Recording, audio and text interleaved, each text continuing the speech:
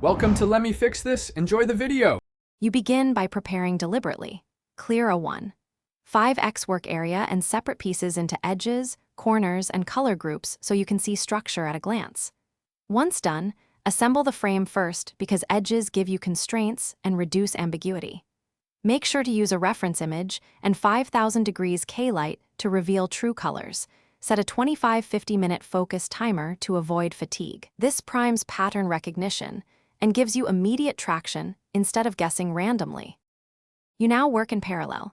Pick 3-6 regions that are visually distinct and assemble small clusters within each, because parallel progress reduces overall uncertainty. Once clusters form, link them using anchors like unique tiles or alignment of lines. This merges local solutions into a coherent middle.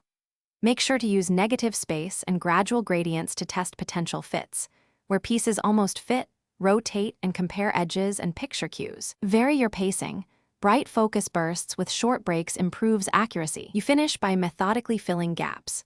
Test 3-5 candidate pieces, checking edge profile and pattern continuity so you avoid forcing wrong fits. Once pieces mostly align, scan rows and columns to confirm consistent spacing and image flow. If something looks off, swap suspect pieces rather than forcing them.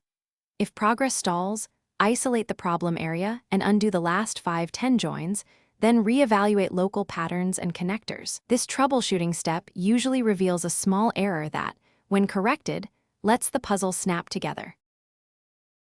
Thanks for watching. If you found this helpful, don't forget to like and subscribe.